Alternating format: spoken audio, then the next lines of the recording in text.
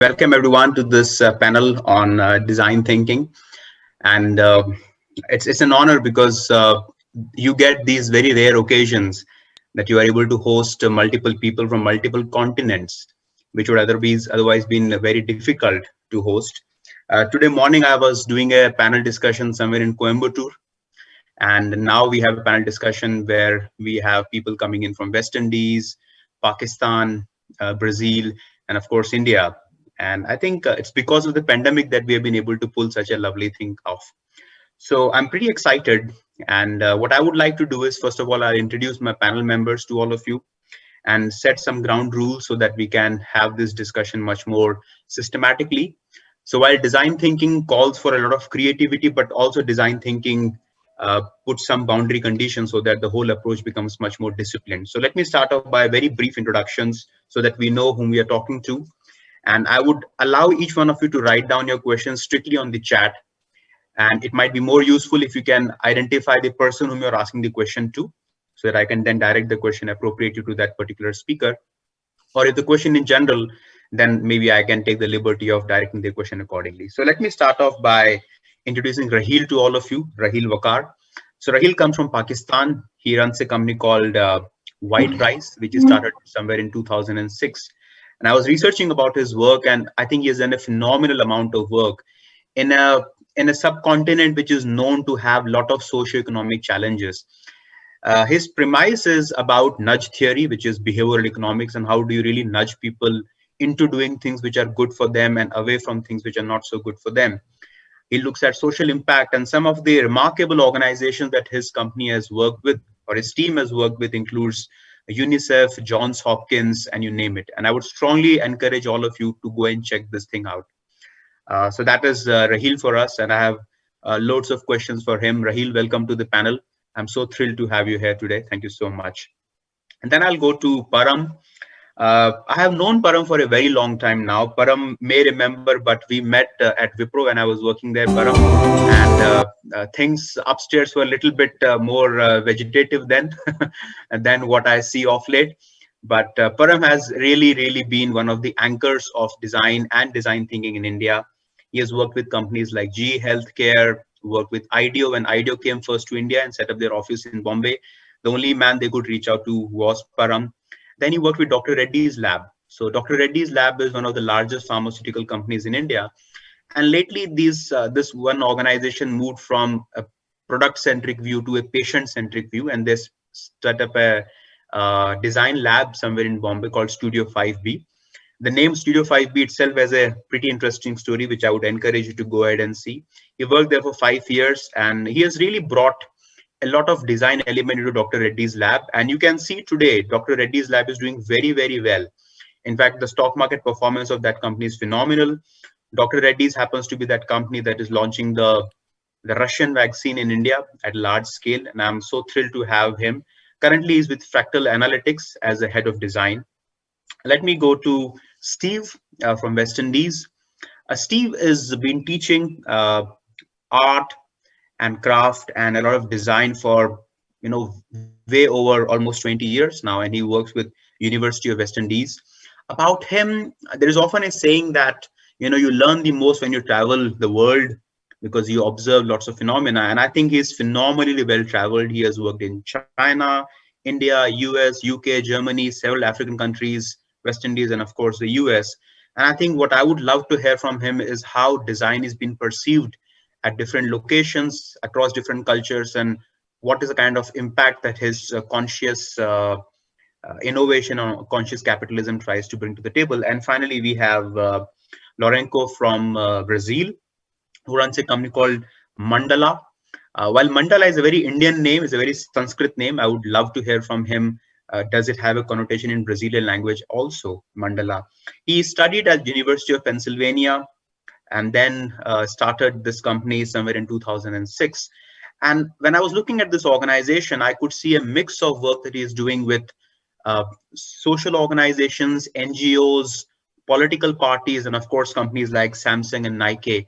And I'm so amazed to look at this handpicked panel that we have with us. And I think more than any other panel that I have been to, I'm privileged to be in this particular panel. So that's a brief about our panelists. About me, my name is Dr. Pavan Soni. I run this company called Inflexion, which I started a couple of years back, and I do programs around strategic acumen, design thinking, and creative problem solving. I also teach part-time at ISB Hyderabad, IIM Bangalore, and IIM Lucknow, and I do moderation of panels like this, but this one stands out, notwithstanding the time that we have here in India. So let me start the discussion with my neighbor, Raheel, because we seldom get to meet people from Pakistan on a panel discussion, Raheel. So I'll take this opportunity to start the panel with you. So my first question to you, Raheel, would be that what inspired you to start this organization called White Rice? And in your view, how do you define design? Over to you, Raheel. So Pavan, thank you for having me. It's an honor and a pleasure to be in such company, and being neighbors as well to exchange. You're right, we need to have more of this. So what inspired me? I think I came to design as an accident. I was the non-academic type, running away from college, school, and I started very early. I started my first company when I was 21, and the only thing I knew was a bit of design. And when I went out with the skill set, what I wanted to offer, no one was ready to buy it. And that struck me that I have to offer something unique. Well, what do I offer? What do I do that, but I had this problem-solving mindset. I wanted to crack some big problems. And working with, I accidentally came across a social impact problem, which was around the issue of child abuse. And how do you portray that? How do you bring that to the masses? How do people understand the seriousness and the gravity of the issue? And that's where one problem led into the other, And then in 2006, I decided to start White Rice with the very core objective that how do you use design to create impact? How do you use design for change? And 2006 was a time when design thinking, I think, wasn't really, people didn't understand that term. So I wouldn't say I was in design thinking from day one or using behavioral science in our work. But as we grew, as we understood the complexity of problems, we realized that the tools and the mindset we needed more maturity, needed more inquiry and more depth in terms of what we're doing. So that's where I think we started taking on very big challenges from child stunting to issues around water and sanitation, climate change, and now have progressed to become an organization that we are there to solve. We say we're there to massify impact. How do we create impact at scale? So for me, coming down to design, I think design is a big responsibility because we have real lives at stake. Everything we do has multiple repercussions, and we're designing for the marginalized. We're designing for communities who are already bogged down with too many external barriers. So our design has to really speak to them, has to really convey a meaningful experience to them. So what I say in our organization is that we really circulate our work around three core principles, three philosophies that guide our design work. And that's how I tend to define design. The first is utility. Is design really solving a problem? Is it really addressing the core issue at hand? If it's not, I feel that it's a waste of space. It's a waste of time at the end of the day. The second aspect is simplicity. I use this phrase that simple is complex and complex is simple. Creating simplicity is very difficult, and usually we create designs that say a lot of things, become very complex in the end, and miss the mark. And for the audience that we're looking at, we need an immediate call to action. We need them to engage with what we're trying to communicate. I think simplicity is really at the core of that. And the last thing I think we look at is beauty. How inspirational is the design? Does it break through the clutter? Is it really connecting and creating that bond that it should do? So I think these are the three things that I've learned over time that works for us with the type of audience that we're working on, and then builds the foundation of what we're trying to do. Thank you. Fantastic. So utility, simplicity, and aesthetics are the three dimensions you look at, even when we are not talking physical design per se, but more in terms of behavioral design. Fantastic. Thanks.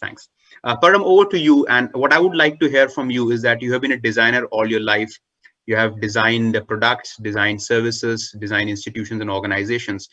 And how do you look at design more holistically through all these years of experience? If you can weave a story for us, that would be fantastic. So firstly, great to have this panel and to be a part of this. Lovely to meet all of you, and thanks for inviting me here. I think for me, design at the heart of it is, to put it in a simple way, it's about bringing together an empathetic and a creative way of solving problems, right? That's at the most simplistic, the most simplest level what the definition of design would be for me. To elaborate on it, I think it's, I mean, to me, one of the examples is, right, and since Raheel was talking about social impact and some of the tough problems to solve. I mean, one of my favorite examples that I talk about is the problem of women in countries like India who work on construction sites and don't have toilets to use, and which are clean and which are safe from a privacy standpoint.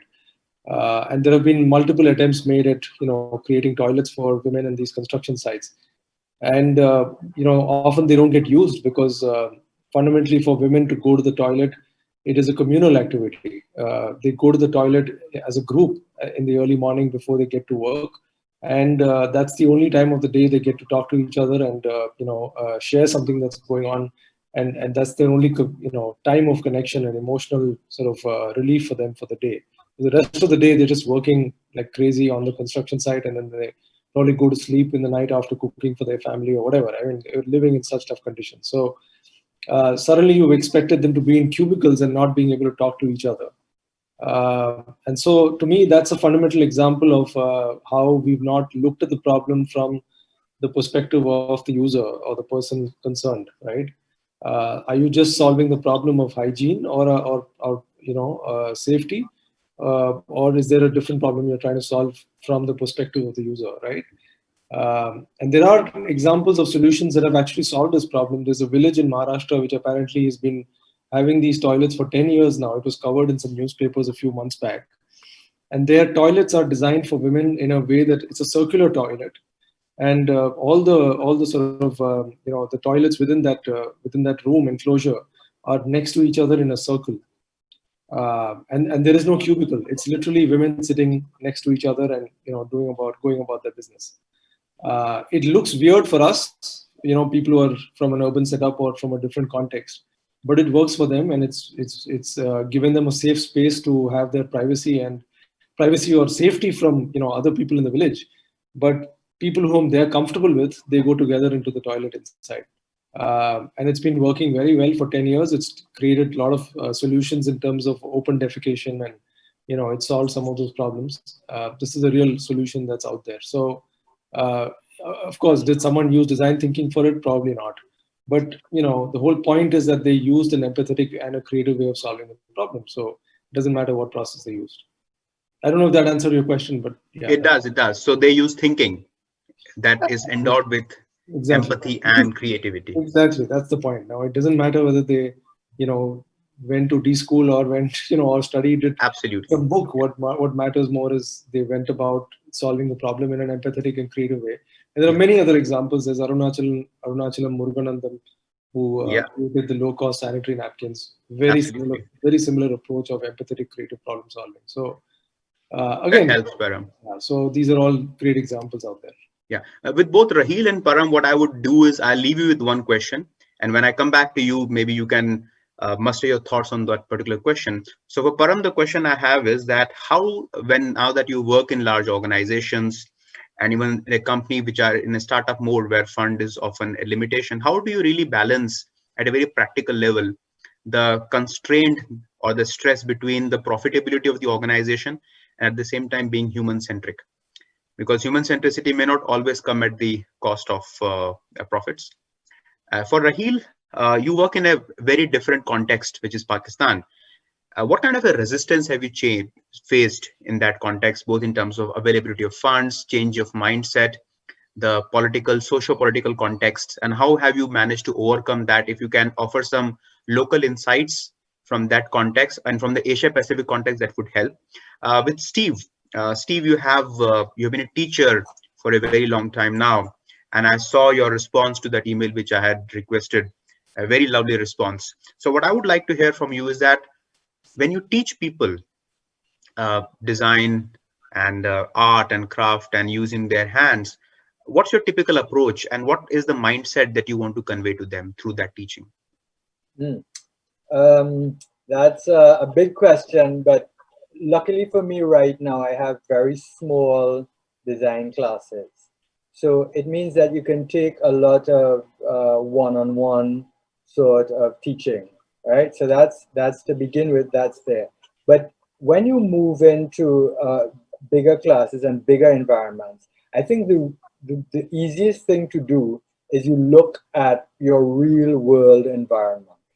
How did you get here? I mean, did you come here by a taxi? Did you come by bicycle? Did you come by walking? So you look at these real world situations. And as Param was saying, and Raheel, you try to ask, well, can we improve these things? A lot of my focus recently has been on design for social change. So I sort of, I'm a real fan of the old Victor Papanek texts. I'm really old fashioned in my texts. I'm a real sort of old fashioned bibliophile. I read books, right? So, and I like old books and I collect old books. I'm saying this because when, for example, we think about design thinking, um, I don't know how very many young people who are coming onto the term would probably go back in time and look at the early writing of Christopher Alexander, who had a fantastic book called Notes on the Synthesis of Form. And in Notes on the Synthesis of Form, he spoke about building a village in India. It's a fantastic book. And parallel with that, there were British designers like John Christopher Jones, and which led to the design methods sort of thinking. If you're a close reader of that, you will see in there a lot of work, a lot of thinking about systems.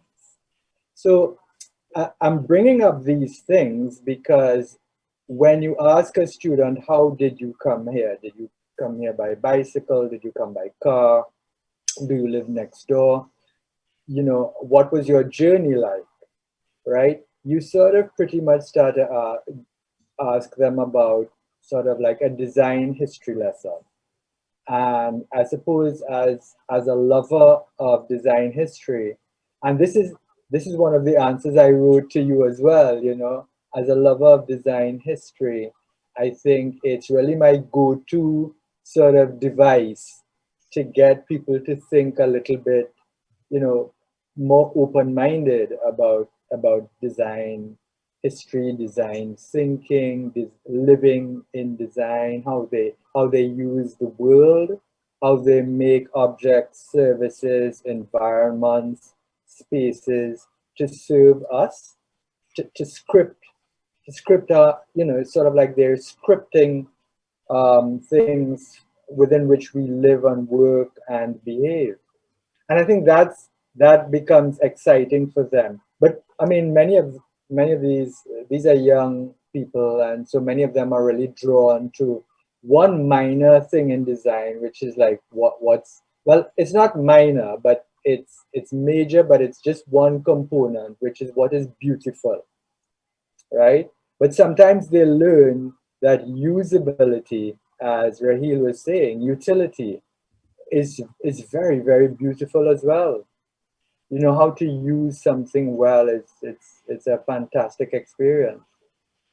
Sure, absolutely. So this brings me to one question which you can take time to respond to, is that how do you really transition people from design to design thinking?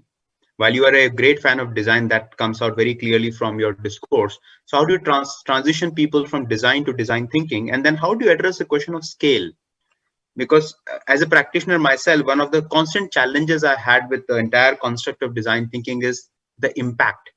How do you really create the ultimate impact, which is beyond that specific context in which the whole thing started? So maybe you can take your time and then respond as I come back to you. So Lourenço, the question I have for you is, you went back to Brazil from your stay in the US, and then you started this organization, and you run a plethora of things from non-profit to political establishments to the corporates of the likes of Nike and Anheuser-Busch, etc. So since you work with a platitude of organizations, what is the common design thinking element which you identified, and what is a common thread that you run across these different contexts? Thank you, Dr. Pavan. Thank you to my fellow panelists. Truly humbling to be part of this group, especially as the only representative from the West. I have deep respect for Eastern traditions, so I'm really glad to be part of this discussion. It's a first in many ways. Just to be clear, Dr. Pavan, my involvement in politics had nothing to do with my company. I took a voluntary leave of absence to run a presidential campaign here in Brazil. But just to be clear that we do work with NGOs, foundations, startups, and large multinationals, but definitely not political parties. Having said that, I think the common denominator amongst all the different mandates that we take on is trying to understand design as that which emerges at the intersection of what these organizations do very well and are very passionate about with societal needs. And just by hearing my fellow panelists, I feel we're all kindred spirits in this respect. The point is that a lot of these organizations, they are operating as zombies in many ways. They don't know their origin story. They don't know what their true assets are. They can't answer what the overarching reasons for what they do is. So they're purposeless in how they operate. And there's a lot of dispersed energy and dispersed talent in the day-to-day of an organization. Parallel to that, we have a society that in many ways is falling apart in so many ways.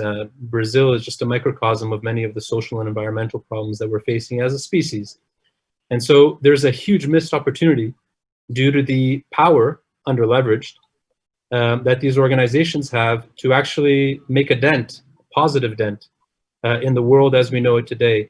So whether I'm working with a small group of entrepreneurs or whether I'm working with a centennial multinational organization, my work is in kind of filtering through the clutter and understanding what that organization is prepared to do from a place of legitimacy, from a place of authenticity, and from a place of power, because there are a lot of resources, a lot of influence, a lot of money, and a lot of different types of capital that are ingrained in that organization.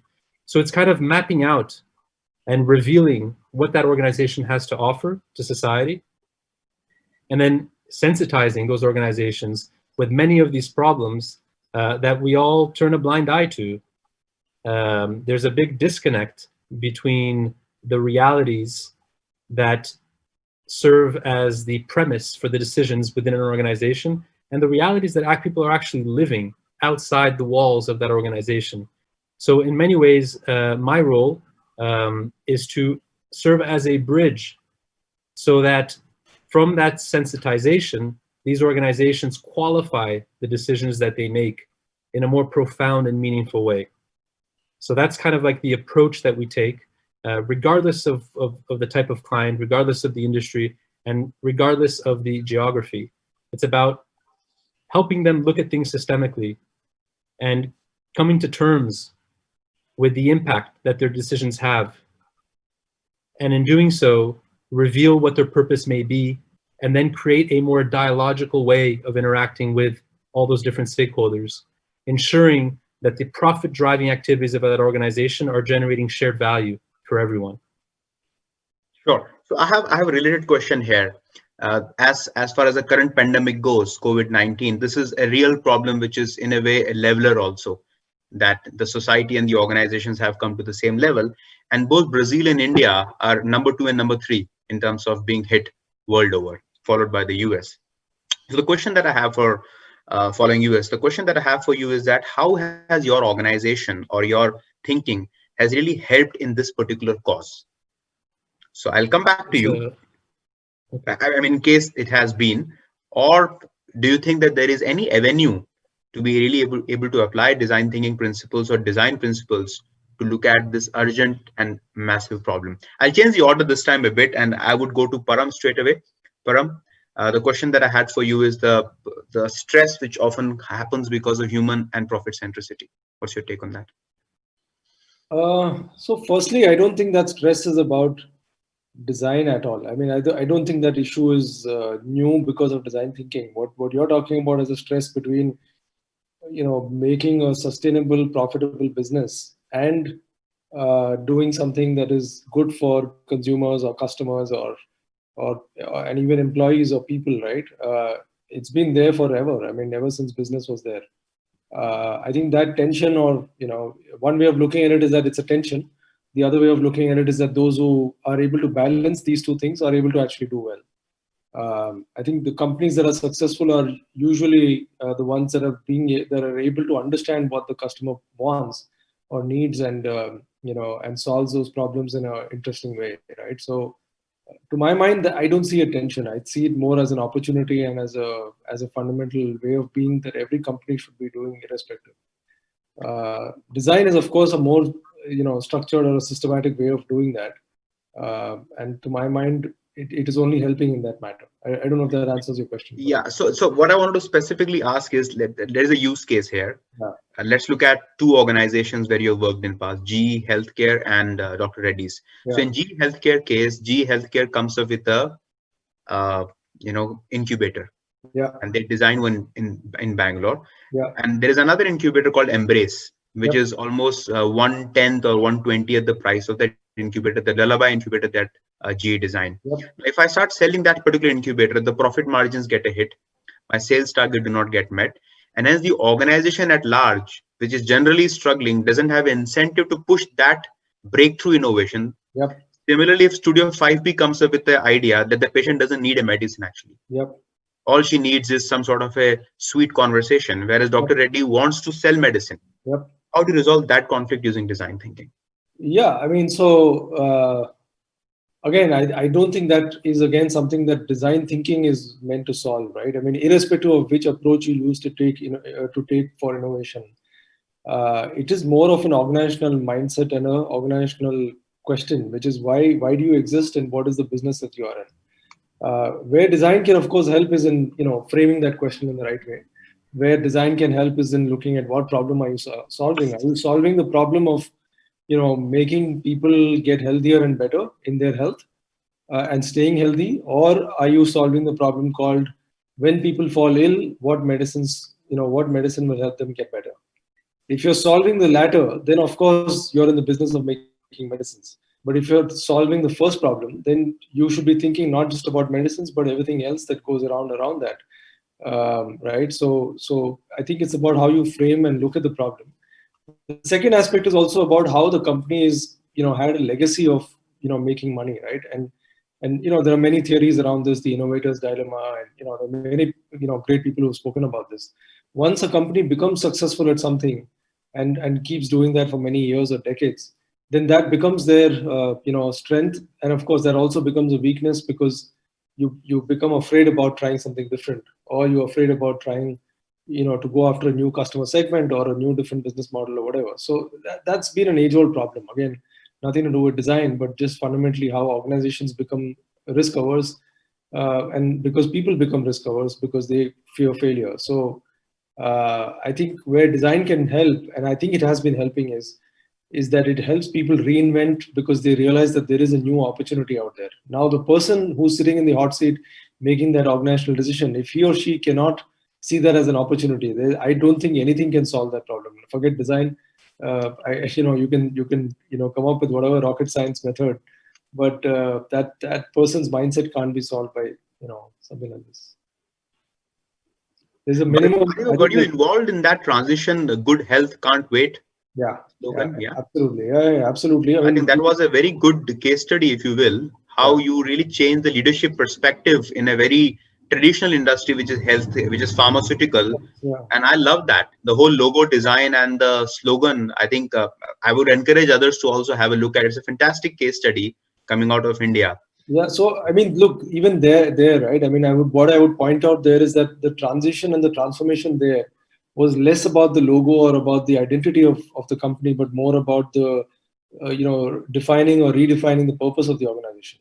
And that's where the management of the company was amazing and open and very open to being challenged or being open to saying that can we relook at why we exist.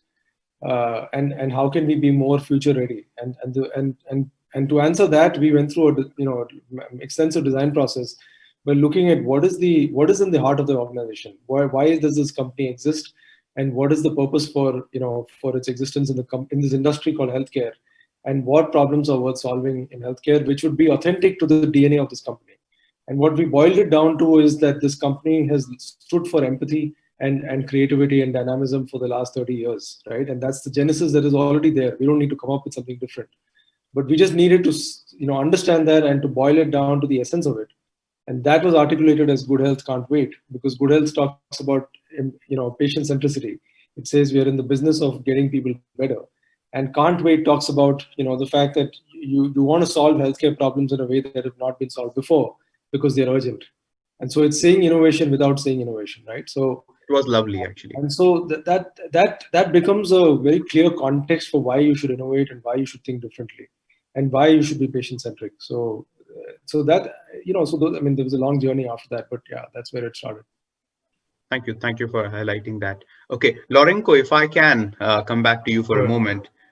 So one question was, of course, the COVID thing, and you can choose to answer in whichever way. But then another thing that you have been writing about is conscious innovation. So how do you connect these two? And is often conscious innovation ending up as an oxymoron? Or do you think innovation typically happens this way? Or is it a steep order? I'll attempt to intertwine the two questions into my answer. So let me first preface the COVID question with a quick reflection on how we got to where we got to, right?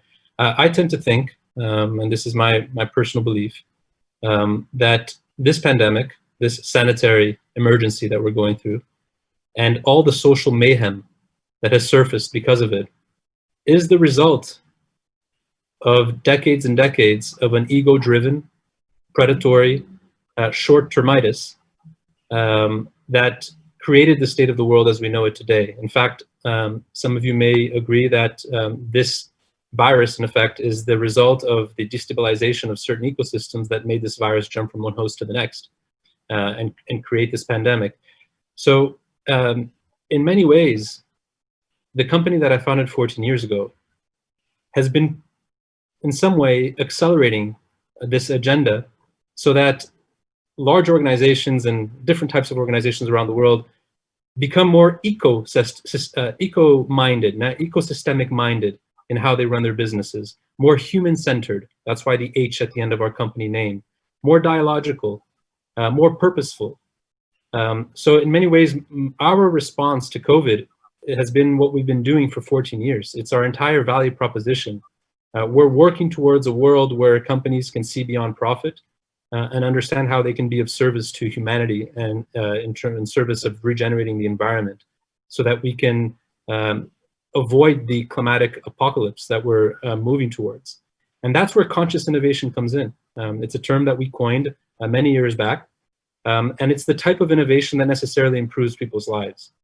And for me, it's not an oxymoron because if it's not in service of humanity, and if it isn't safeguarding the planet, then it's not innovative, pure and simple. So if you can give me an example, say from Anheuser-Busch, which is one of the largest makers of liquor in the world.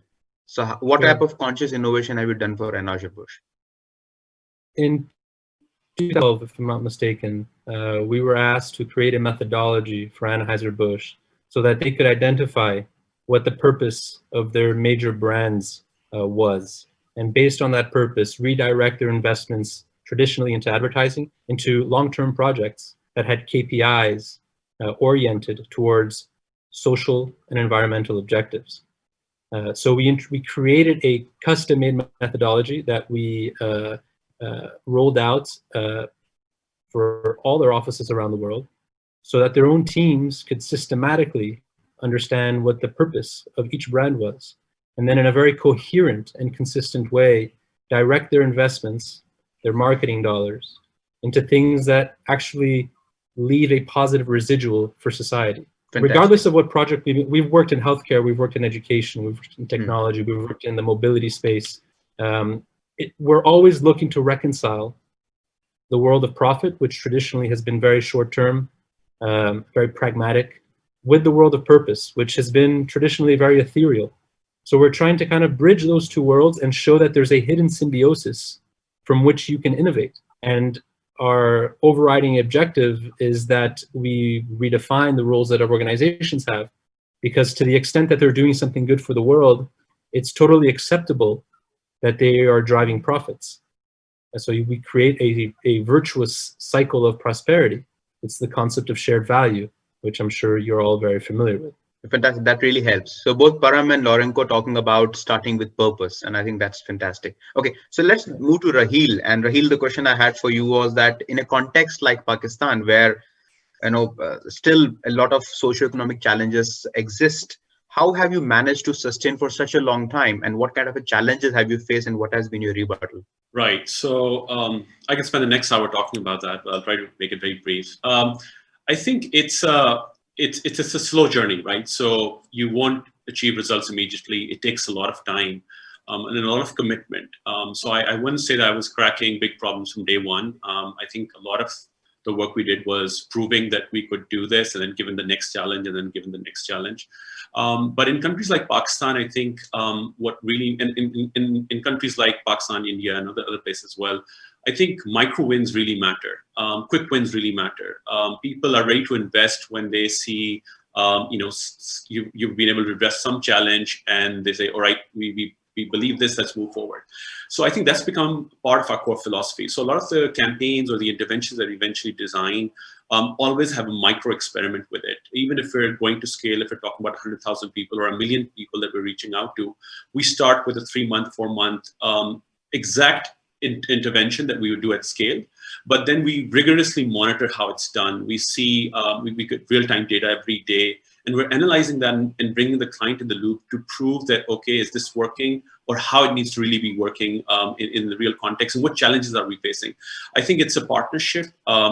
A lot of times I've seen design companies come in and say, this is my job, I've done it, now it's handed over to you. I think we never go with that approach. We go with the approach that we are invested in the problem together. We're only going to take it on if you give us the leverage to really dissect the problem in every way. Design thinking, behavioral science, mostly we don't even use these terms. We look at the big problem. We say, what is the problem and how can we solve it? And these are internal. A lot of times even clients don't know where we've done this process.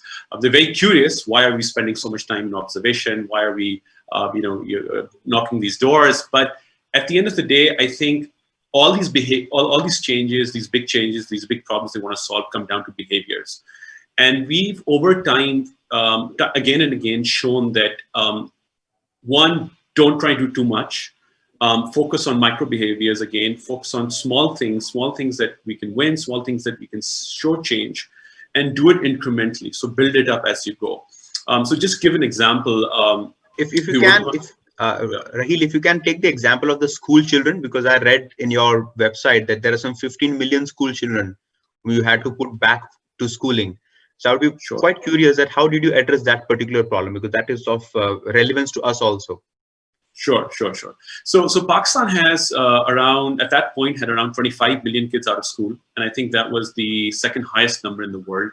And the challenge that we were set out, this was a campaign funded by DFID, was that how do we build a movement that's ground up rather than top down? So I remember this happened, we started the campaign 1 year before the elections. And what we did was that we went into communities, we did a road show, we engaged people, and we said, all right, now politicians are going to come and knocking on your door for the vote, right? Have you ever considered education as a priority? Have you ever asked them, what are you going to do for education in our communities? And that was something that never came across. So we said that, all right, you need to get your politician to commit to a few things and pledge about it. Sign a pledge and say, okay, this is, if I win the election, this is what I'm going to do. And we did this across the country. We got, I think more than 10 million pledges signed. And then when these guys got elected, we went back to them and we said, and these communities basically went back to them because they had the agency now. And then we created media power, and media visibility around these things. So we'd go in, talk to them, we'd bring in the media as well and said, all right, guys, you signed here. This is what you committed. A year's passed by, 6 months have passed by, nothing's happening. What are we doing about it? So I think the biggest change factor was the moment parents took the ownership of the problem, and they said it's no longer the government, it's no longer a foreign agency coming into it. We need to decide, and the pressure, and then we helped them exert that pressure. I think the campaign had 3 levels. One was we worked at the community level where we galvanized people together, and especially teachers, schools, and parents. The second Which year was that, by the way? So this was back in 2012, 2013. That's where, maybe before that, I think 2011, somewhere around that time. This was for 5 years, so it was a campaign that actually built momentum over time. So we started with grassroots movement, and we went on to advocacy and lobbying, engaging wider stakeholders into the conversation, bringing political parties, bringing the media, and we brought in stakeholders from across the spectrum because it was everyone's issue. It wasn't about my child or your child. We were saying that we need to solve this together. And what I'm very proud about is that we eventually got, in the end, we got the media to support this. So we coined a term called education emergency. And we said that this is a term that has to be declared. And I think one of our big success factors was that the government, once the Prime Minister was asked, what's the state of education in Pakistan? He said, we have an educational emergency.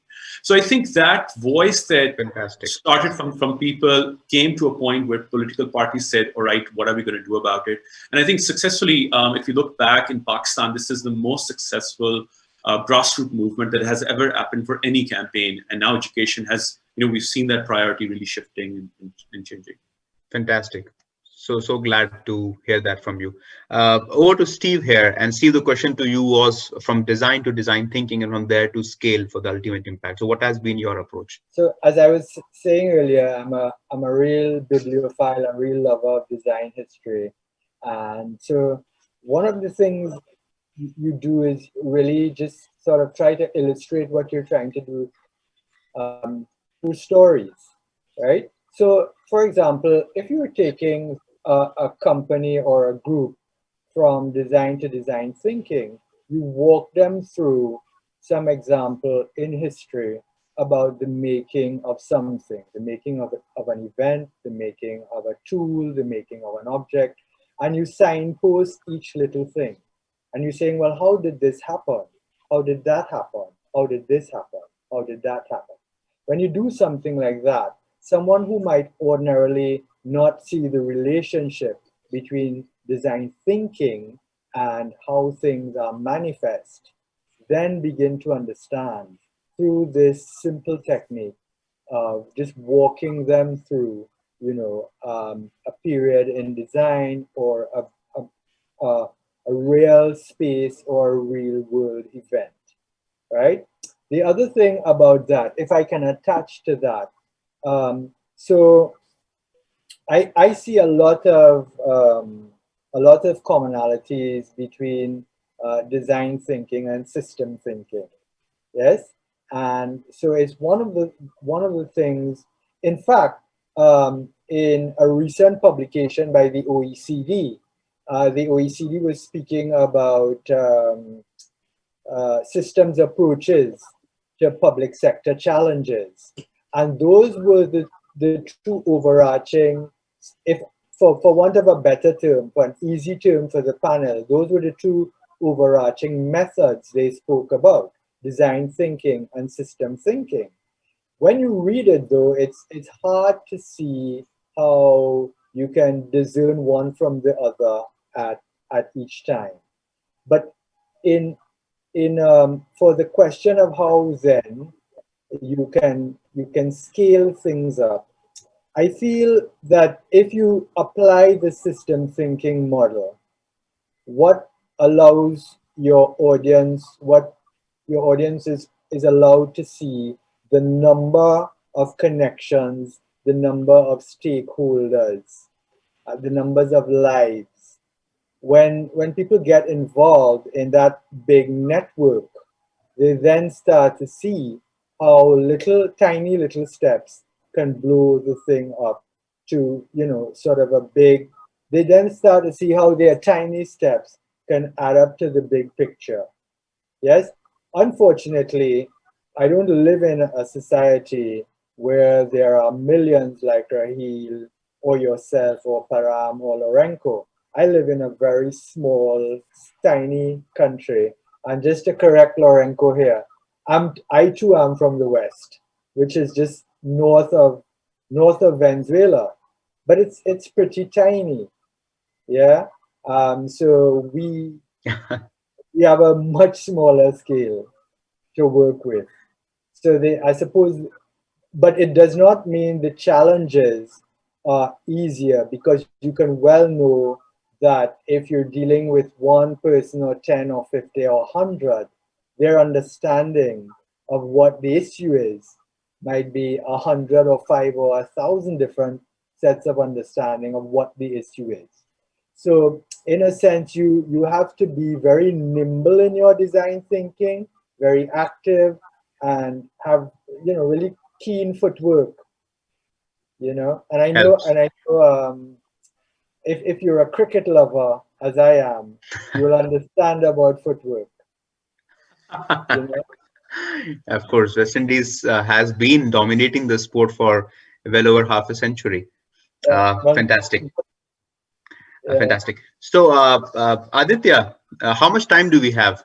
If you can please let me know, I can then take the discussion accordingly. Aditya or anybody from the organizing team? Anoop, Reshma, if you can help me with the time that we have with us. Yeah, we have another half an hour to go. I'm sorry about that. Okay, we have 30 minutes. Fantastic. Okay, so since we have 30 minutes, what I would do is I'll ask 2 questions, and then I would let the panelists have their own wrap up on their respective track. So one of the critical questions that begs an answer for here is that what have been the conditions where design thinking has not worked? We have all been talking about design thinking, celebrating the spirit of it, and frankly, all of you have started working in the area much before design thinking really became a vogue. At least in this part of the world, design thinking has become a vogue only in the last 10 years. But yours, like Param, has been there for well over 2 decades now, and most of you in the similar legion. So if I can pick your brains on what have been the areas, and for any reason, it can be behavioral reason, it can be technical reason, managerial, etc., where has design thinking seen its limits? And what has been your addition to design thinking? So we have all learned from it, but what has been your addition to the literature and to the practice of design thinking? That's something I would like to. So first part is, where has it not worked? Where has it really reached its limit? And second is, how have you contributed back to the whole practice and literature of design thinking? Lourenço, let's start with you. Great. Well, the first thing I'd say is that in order to do good design, there's no free lunch. There's no easy direct path to doing so, and I say that because I think one of the potential pitfalls behind design thinking is not really rolling up your sleeves and getting your hands dirty in order to truly understand the realities for which you are designing. So a lot of design out there is tone deaf. And so self-centeredness for me, I think, is one of the issues that we come across when very well-intentioned people want to do great design, but they're doing so from the perspective of their own realities. And I think if you're going to do design based on people's needs, then you're going to have to intuitively come into contact with that need. It's not so much an intellectual process as it is an intuitive one, which means it's not reading a report with data or looking at a graph, but it's really connecting viscerally with that reality for which you are designing, which means leaving your comfort zone and going into a situation that oftentimes is disorienting, is very different, runs on very different protocols, could in fact be risky, depending on the dynamics of that situation, and taking a gamble so that you can go through the necessary catharsis that will allow you to kind of connect to what really matters in that specific place with those specific people. Because then you have legitimacy to design for them, right? Otherwise, you're shooting in the dark, essentially. And it's what we see. 90% of the products and services that are introduced into the market, they don't withstand the test of time. After 1 year, they're no longer in the market. So why is that? What are the assumptions that we're using to design. So that's why I think it's so important for us to exercise our empathetic prowess in many ways, and there are many different ways to do that. I like ethnography quite a bit, and I like this type of multicultural exchange that we're being part of right now. I'm learning a lot by listening to you guys. I think that's an enriching way of going about things. And what has been your salient contribution to the practice, apart from the conscious innovation bit? Sure, I think it's asking questions that are sometimes uncomfortable answering. It's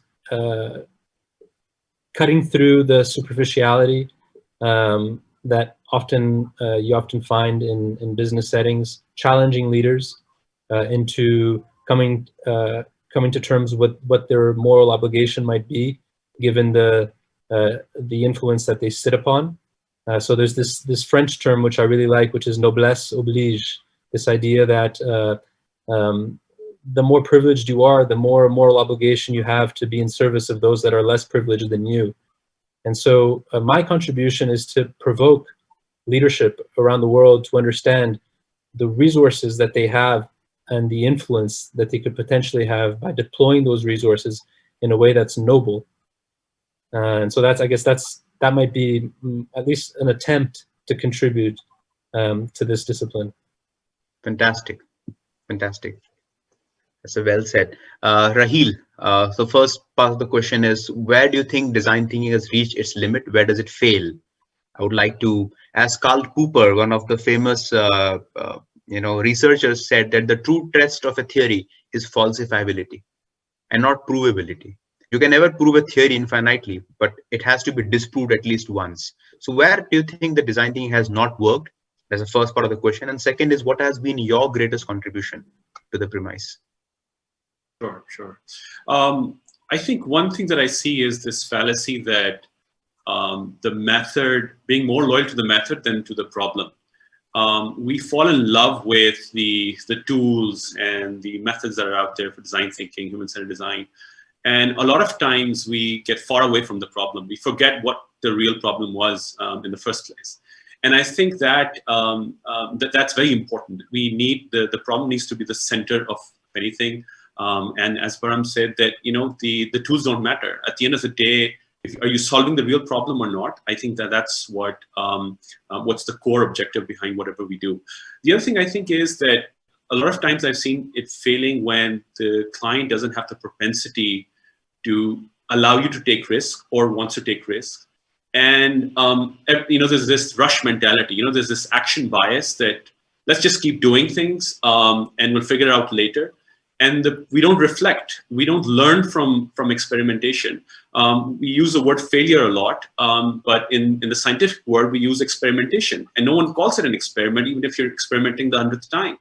And I think the language we use, we really need to redefine that, especially when we're looking at these wicked problems, because no one solved them before. And no one wants to solve them because they're messy, they're dirty, and they're very frustrating. So I think there's a natural time log for doing these things. It requires an open mindset. It requires the ability to learn from failures and not say, all right, this hasn't worked, let's close the project, let's close the idea, let's move on to something else. And there's just so much money wasted in this process because we don't pick from where we left. We restart the engine. Something, if you want to address education, the next time something happens is going to be a completely different thing, and we'll forget what happened in the past, not build on it. So I think those are the type of things that I generally see in the sector, that it's a very short-term, project-driven, milestone-driven mindset, where anything would fail, but design thinking in particular requires rigor, requires fidelity, and requires time. In terms of contribution, I think hanging in there for 14 years, I think I would claim is my biggest contribution, because it's been very frustrating. It's a lonely journey. I've seen a lot of friends and organizations close down, even in the pandemic, where they haven't been able to survive just because They can't run the show and pay their monthly bills, and being committed to the cause. It's, as I said, it's a lone warrior. These are very difficult problems that are overwhelming. And I think just being in getting up every day as a team and deciding that we're going to take on the next big challenge after this is I think is pretty daunting, but keeps us going as well. I also think that when we worked on design thinking alone, one of our biggest challenge was that we came up with great design and great experiences, but we never understood human habit formation. We never really considered how are people going to adopt this in their lifestyle and take this forward. And that is where the sweet spot we found for ourselves now is this beautiful amalgamation of design thinking and behavioral science, where whatever we design, our next big challenge is around how to create habits. How do you bring that habit loop into it? And how do you get people into doing things? That knowing doing gap, I think, is a big challenge. A lot of cases, people know what the right behaviors are, they don't do it. So how do you get them into that? And I just want to share a very interesting example. I don't think BJ Fogg even knows this, but we were able to take BJ Fogg's MAP model, the motivation, ability, trigger, or prompt model, and say, all right, how do we bring this into everything we do, and also transfer this knowledge to people on the ground that they work with communities day in, day out. And what we were able to do is come up with a localized version of it, which we call our pyramid of change. And in Urdu, we say, the triangle basically says Kahani, Asani, and Yad Dahani. And what it means in English is Kahani is story. And we believe that a great way to inspire and motivate people is to tell great stories or evoke great stories. We then bring it to Asani, which is about ability and how to make it easy. And then we bring it to Yad Dahani, which is triggers and prompts. And this model has become so effective that now we've got people in all parts of Pakistan, thousands of people. And we've just said this to them, that if there's one thing you could do, just remember this mindset and see how you can make behaviors easy for people to do it. How could you create nudges and reminders in their context so that they can keep doing that? And how do you keep them inspired and keep doing that? So I think that localization of a lot of interesting concepts that we've been able to bring down to the surface is maybe another contribution. Fantastic. I love that. So it was Kahani, Asani, and Yadahani. Is that? Okay, fantastic. Yeah. Lovely. Thank you, Raheel. Param, what has been your experience, the shortcoming with design thinking, and what has been your nudge to design thinking? So, I think the way I've learned from making a lot of mistakes over the last many years is that typically when we get obsessed more with design or design thinking, the chances of a successful outcome are quite bleak. Someone, I don't know who exactly said this originally, but I think most of the time it's been quoted by the CEO of IBM, back in the 60s or 70s. He said, design is too important to be left to designers. And so I think my experience firsthand has been that when design thinking really works, when it's not just designers who are doing it, right? And so I think that's one of the mistakes that we often as designers make, which is that we get obsessed with drinking the Kool-Aid ourselves and we think that only we can do it the best. And then we don't focus enough on taking other people along with us, or letting others in fact lead us. And in many cases that actually makes more sense. And I'll give you a couple of examples, right? So one is a very well successful company called Pillpack that you must be aware of in the US.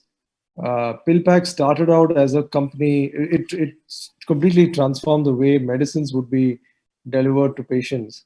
What it does is it creates, so if you're a person who has, let's say, 10 medicines in a day, especially for someone who has to have medicines all their life or whatever, right, for a long period of time, and you're having, let's say, 10 medicines in a day. In the morning you have these 3 medicines, in the afternoon you have those 2, and then in the evening you'll have the remaining 5 or whatever, right? There are different combinations at different times of the day.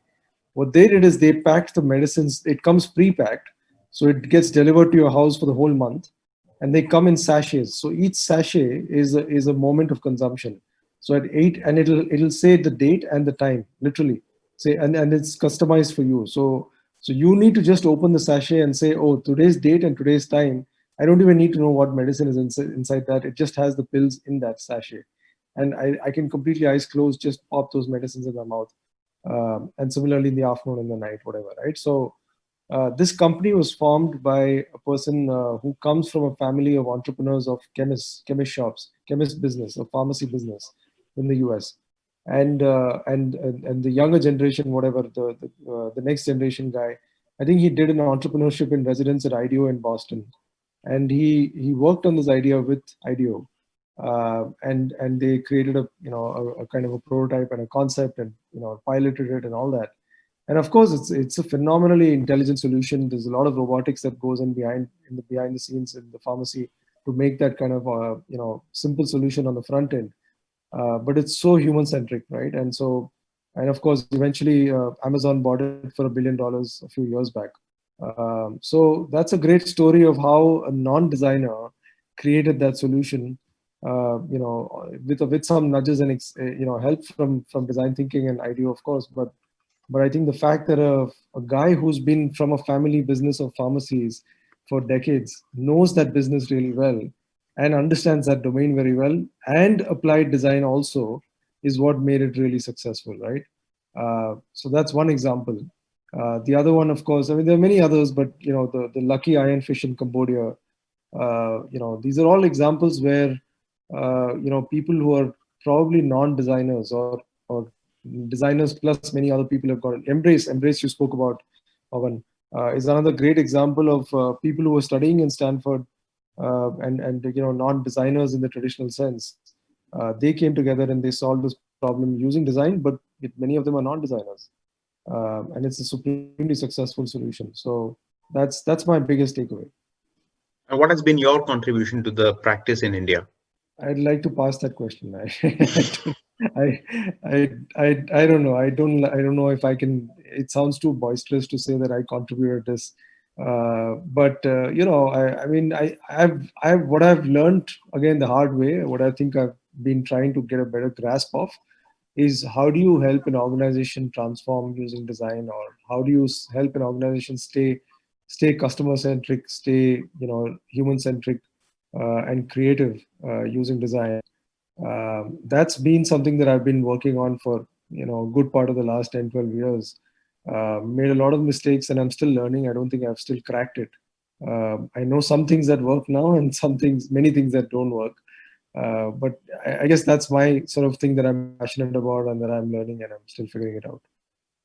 Yeah, and you are one of the most respectable people around in India when it comes to design and design thinking. So I think increasing the consciousness of the literature and the practice has been, I guess, one of the biggest contributions from your side. I mean, thankfully, I mean, there is a lot of learning out there that's getting published through talks like this. But there's a talk that I gave at a design conference last year on design leadership, and speaking about how designers need to embrace business and reflect and learn about how do you bring design into business in the way that makes sense, so that business can succeed and therefore obviously designers will succeed. And then of course IDEO U has created a course on design for change, and so there is a big case study in that from a lot of the work that we did at Dr. Reddy's at Studio 5B, which is part of that. One of the 3 companies that they have case studied in that course is from the work that we did at Dr. Reddy's. So yeah, I mean, I guess those are some nice contributions. Absolutely. But I still feel that it's a long way to go. Thank you, Param. Steve, what has been your take on the boundary conditions of design thinking? I think even as we speak, there are numerous situations in which design thinking does not work. Indeed, I'll argue that even in organizations that purport to advocate design thinking, it still does not work there just as well. So if we had heard Rory Sutherland in his opening talk on the NowFest, he spoke about something that's pretty old and still pretty paralyzing and crippling. He spoke about dogma, and he spoke about how dogma can be paralyzing, can be crippling. And I think that if you look at organizational ideology and you find that it is so rabidly dogmatic, you know, that is one of the things that keeps design thinking back, right? Now, of course, so one can negotiate that, but that is contingent on time and continuing to build relationships. Sometimes we all don't have all of that time, and we can't continue to build those relationships. But I have found in my experience that there are institutions, there are organizations that believe that this is the sort of organizational way of thinking and behaving.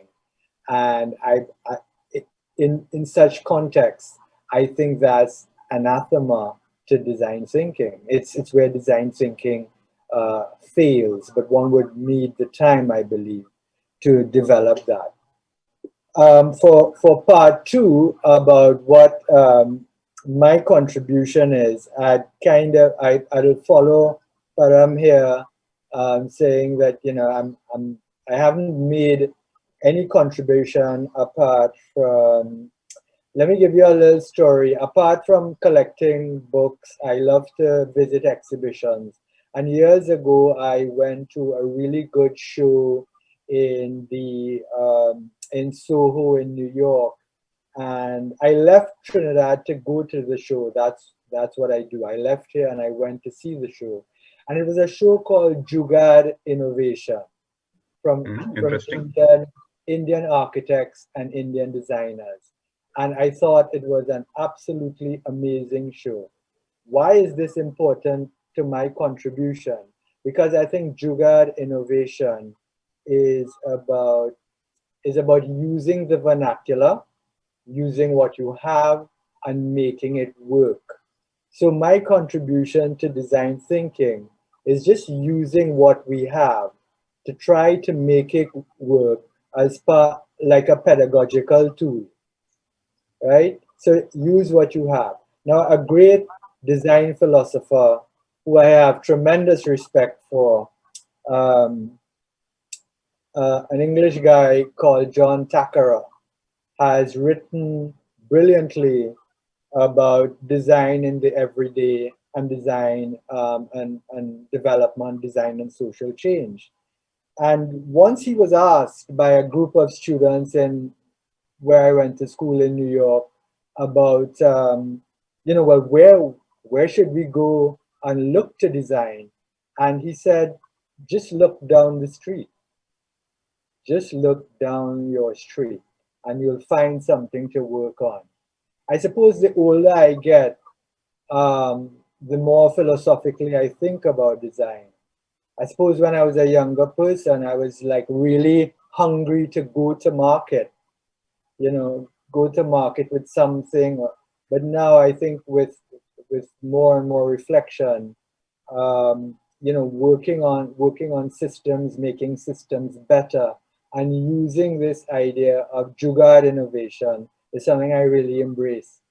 So that's my contribution. Just a kind of vernacular approach to it, using what I have as a pedagogical tool. Lovely, lovely. Great to hear that. Fantastic. Well said, Steve. Thank you so much. Here's the last question to all of you, and then maybe we can pick up a few questions from the chat.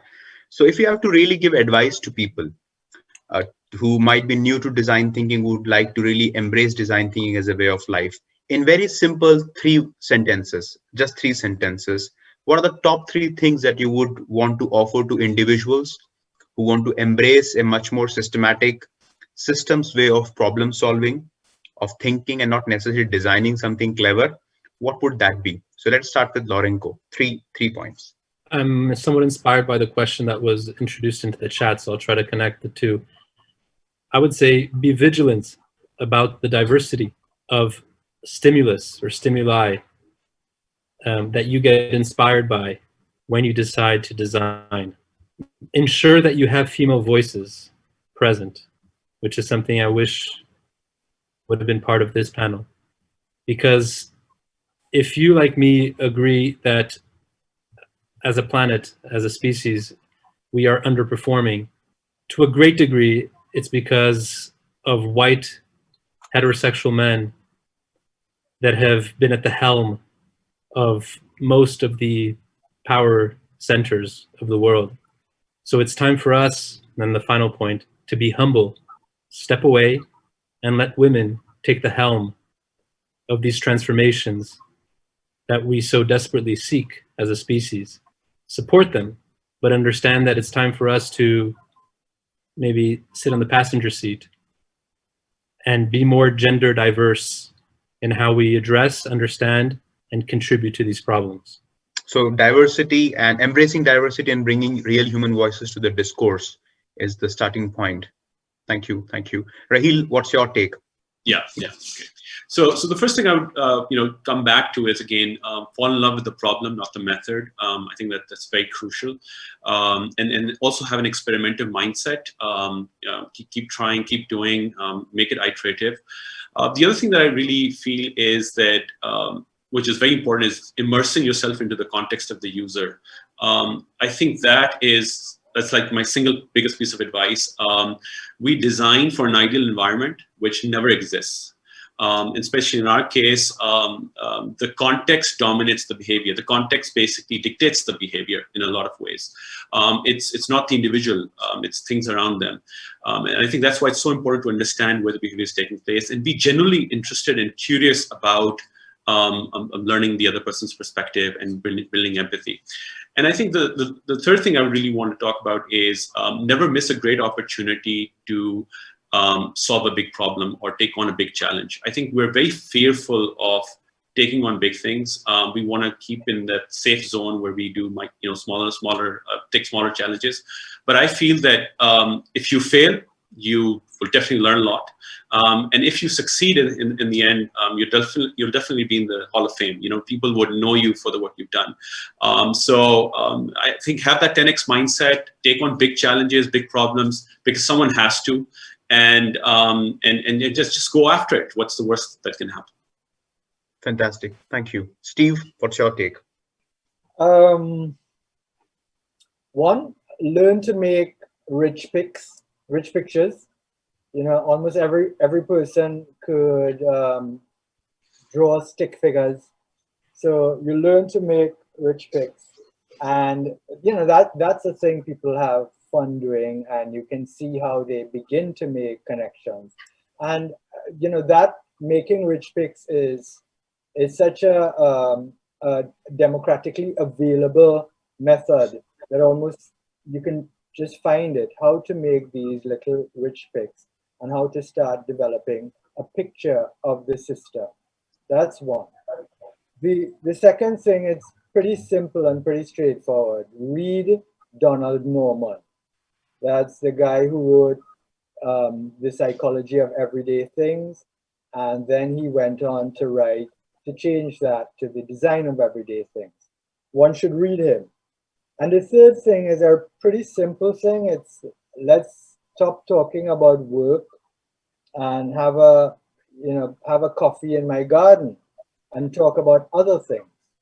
So, because oftentimes I find that you can address concepts of the imagination so much better when you're relaxed and talking about something unrelated to work. So that, for example, if myself and a client, if we were hammering how to design a phone, having a coffee, we might talk about how I get my garden to work so well. And that stuff like that helps to trigger how to think imaginatively. Had we had more time, I would have loved to speak more about the imagination, because I think that that's a really important factor in all of our work as designers. And it is so abstract and it is so intangible that it's very difficult to, in design thinking especially, to speak to a client about what it is to make an imaginative leap. In fact, recently in Rory's fantastic book, Alchemy, he keeps talking about the psychologic. And that psychologic I read as a walk, a path, a journey into the imagination. So that's my three things. Make Fantastic. music, read Donald Norman, and have a coffee in my garden. Honestly speaking, I've never ever heard so fresh perspectives on developing design thinking. Really, making rich pictures, and especially not talking about work and having a coffee in my garden, and the emphasis on imagination versus knowledge. It's really very, very fresh, Steve. I appreciate that tremendously. Param, 3 takeaways from you. One, don't attend design thinking workshops. Not because they're bad or not because all of them are bad, but just because I think it's become too much, and people are assuming that that's a magic bullet for people to become designers. So I think that's a bit of a situation where we are in the world today. So I mean, maybe you can attend a workshop, but just think of it as awareness and a starting point. Don't think of that as the end. So that's point number one. Point number two is, I think, the whole idea of focus on emotions. Focusing on human emotions is really what is at the heart of what makes us understand why people what they do, and also to find the inflection points or the springboards for creativity and reframing the problem. So I think connecting to human emotions and looking at the emotional needs rather than the functional needs is the second piece, and which will happen, of course, only if you get out of your office or get out of your space and go and meet real people where they are, and understand what's going on in their lives and how they look at a problem rather than how you look at it.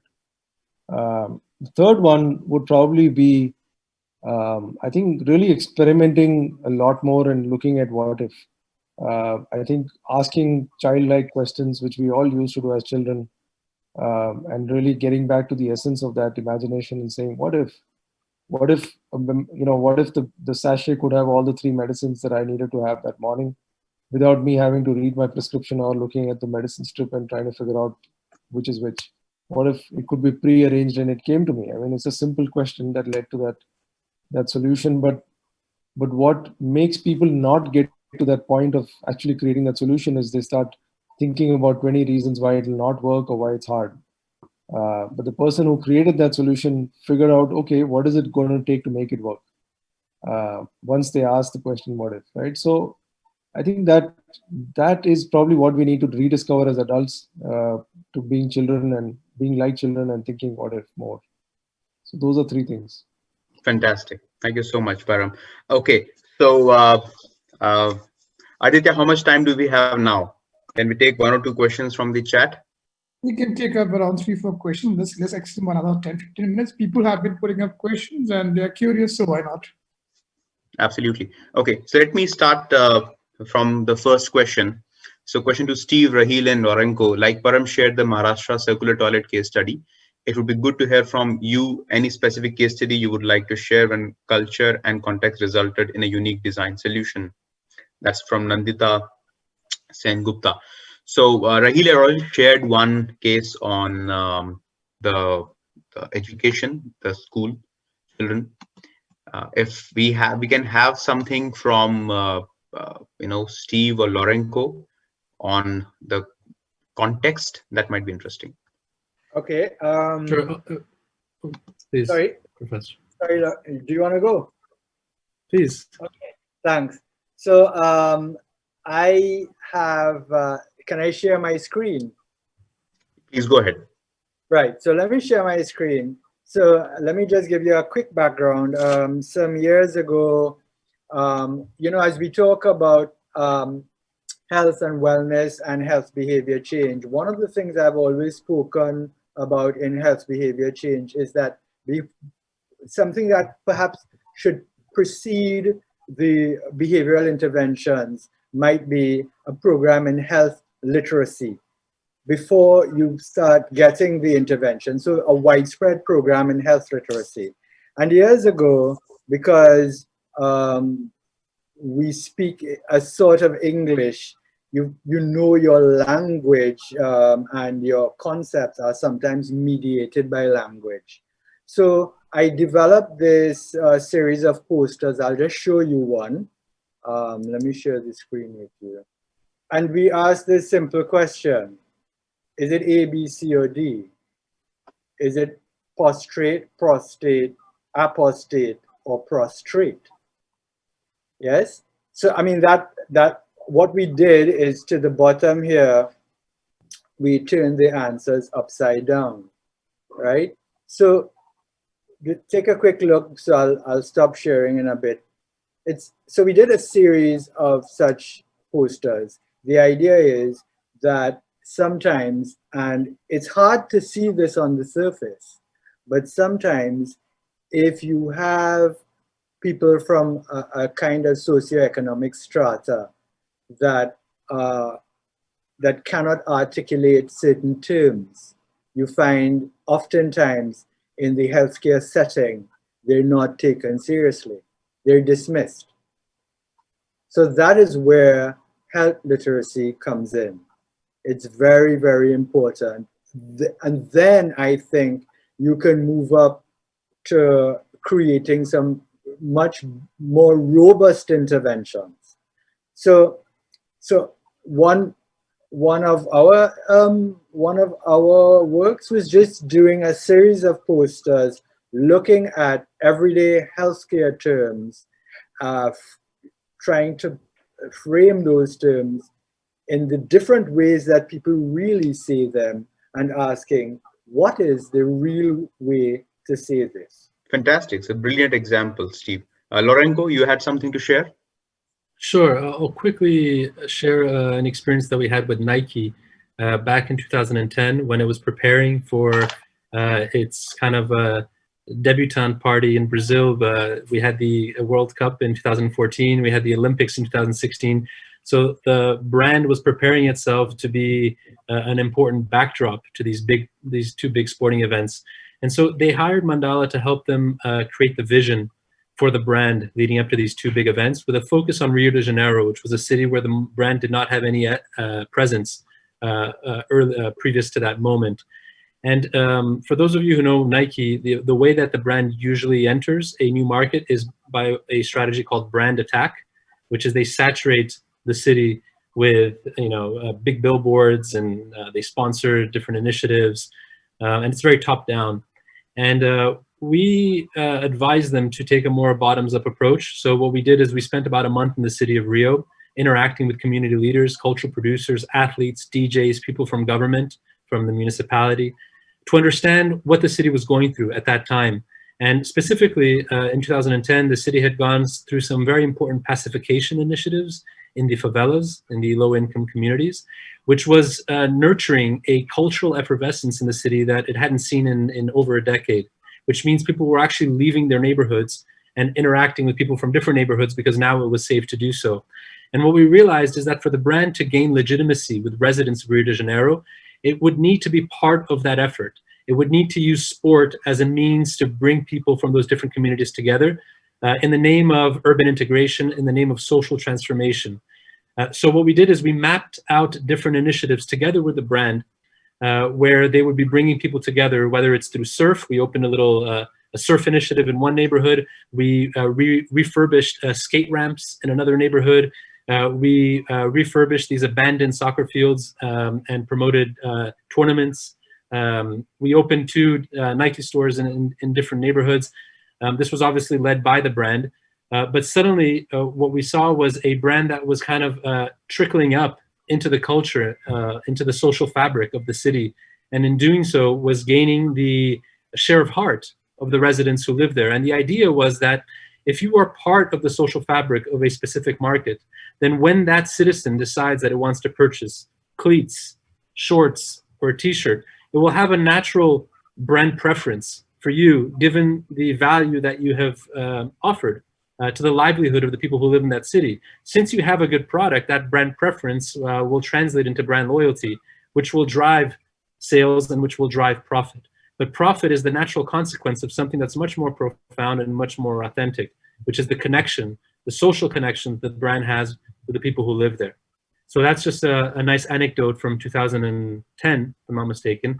And I do want to apologize, but I had a hard stop at the hour because I'm going into another live.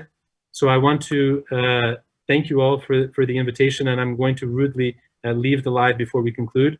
But I hope to stay in touch with all of you as we move forward. And again, I applaud you for this event. I applaud you for the curation. Thank you for all the lessons that I've learned in this past hour and a half. I'm truly grateful. Thank you so much, Lourenço. Enjoyed your company here very much. Take care. Lourenço, Thank you. thank you very much for being here with us. Thank you, Prakash. Take care. Thank you. Okay, so let me quickly take up the remaining questions that we have on the chat. So the question then is, Lourenço has left. So another one is, how do we integrate design thinking or become aware that we are utilizing design thinking during everyday life? I guess we address the question by some of the behaviors. And the last question is, does practicing and excelling in design really require you to have a degree in design? This is for Param, and though I know the answer, what Param would say, but I would love Param to say that.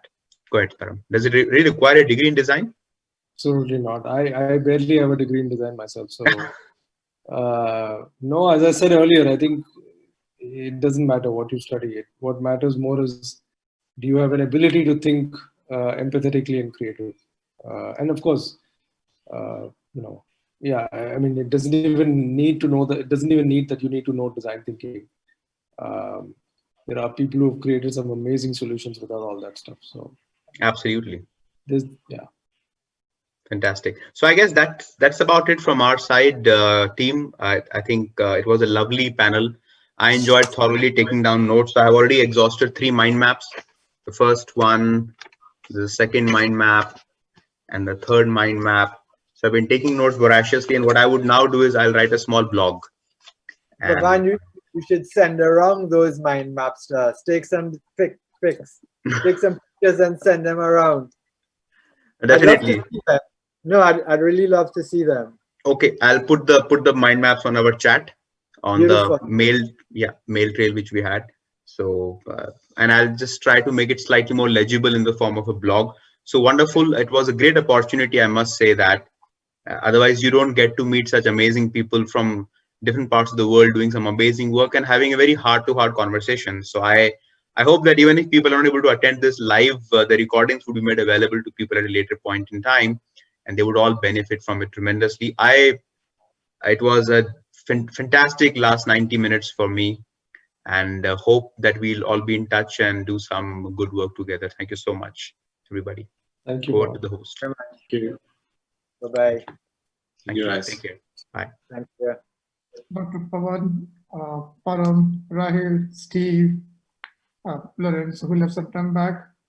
And we are very happy. I mean, we're really enlightened.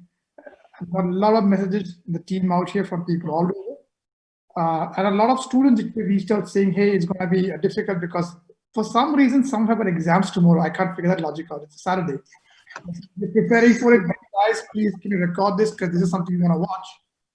And so yes, we are recording it all. They all get it, and many of them are from our college actually, from IIM Bangalore and from Christ. They pinged out saying we want to watch this, so please record it. So we are going to be sharing these with them on the website and with you all too. Thank you so much for the time. It was really wonderful listening to you all. And to all who have logged in out here from different parts of the world, thank you very much for being here. Today was day 2. Tomorrow, day 3. The grand finale, we're going to start at 10 a.m. in the morning, IST, Indian Standard Time. That's primarily done because we always get complaints from our brothers and sisters from the Eastern Time Zone, from New Zealand, Australia, Indonesia, Malaysia, Singapore, Hong Kong, saying, you guys always exclude us out. And so it's keeping them in mind. We're going to start at 10 in the morning so that they get to log in early and listen to a good amount of what's happening out here. Once again, thank you all. Good night. Good evening. Stay safe and take care. Thank you so much. Thank you, everyone.